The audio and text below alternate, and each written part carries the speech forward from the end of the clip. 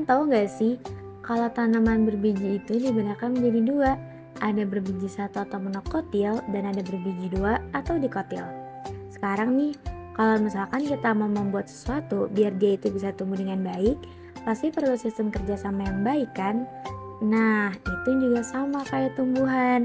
Biar dia bisa tumbuh baik, dia perlu struktur-struktur yang bekerja sama dengan baik dari lapisan bawah maupun lapisan atas. Sebelumnya, perkenalan dulu yuk, kita di kelompok 6. Hai, aku Raisya. Halo, namaku Halimah. Hai, namaku Zahwa. Hai, namaku Fadlul.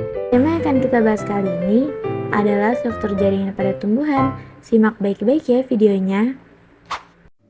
Jaringan pada tumbuhan meliputi bunga, buah, daun, batang, akar, dan biji. Jaringan pada akar tersusun oleh xilem, floem, korteks, perisikel, endodermis dan epidermis, dan pada ujung akar terdiri merisem apikal dan juga tudung akar. Perbedaan struktur akar monokotil dan dikotil sama-sama memiliki epidermis, korteks, endodermis, perisikel, dan floem. Sedangkan dikotil memiliki xilem, monokotil memiliki empulur dan juga xilem. Selanjutnya adalah fungsi akar pada monokotil, yaitu xilem, berfungsi mengangkut air dan nutrisi yang diserap akar ke seluruh bagian tumbuhan.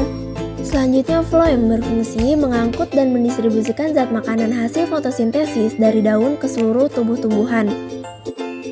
Endodermis berbentuk kotak dan tersusun rapat tanpa adanya ruang antar sel. Korteks memiliki tempat paling besar pada akar. Korteks terdiri dari beberapa lapis sel yang di dalamnya terdapat ruang antar sel yang memanjang sepanjang akar. Epidermis berfungsi untuk melindungi akar dari lapisan terluar. Perisikel terdiri dari beberapa lapis sel yang berdinding tebal hanya membentuk cabang akar.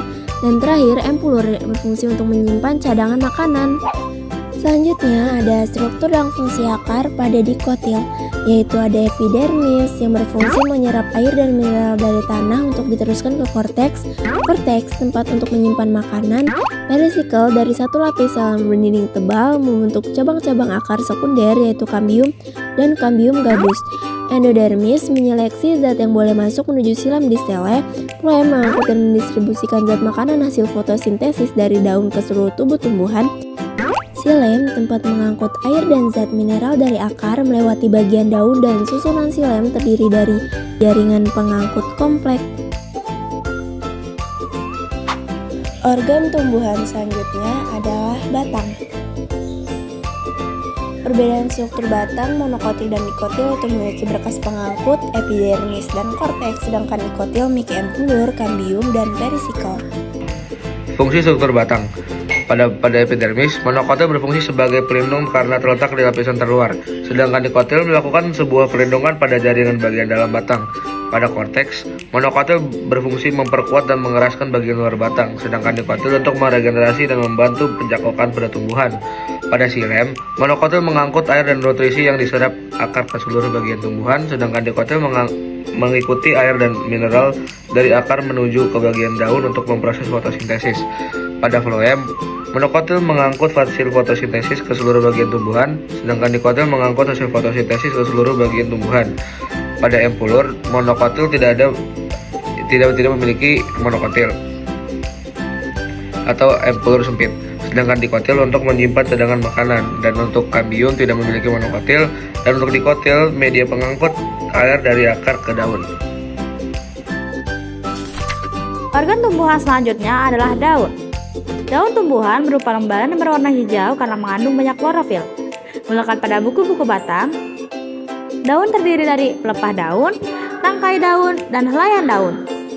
Daun disusun oleh jaringan-jaringan berikut, yaitu kutikula epidermis atas, parenkim palisade, dan parenkim spons yang membentuk mesofil, xilem dan floem sebagai berkas pengangkut, stomata dan epidermis pada bagian bawah. Perbedaan struktur pada daun. Di antaranya, daun dikotil memiliki mesofil, xilem, dan floem. Daun monokotil memiliki palisade, berkas pengangkut, dan bunga karang. Keduanya sama-sama memiliki epidermis dan stomata.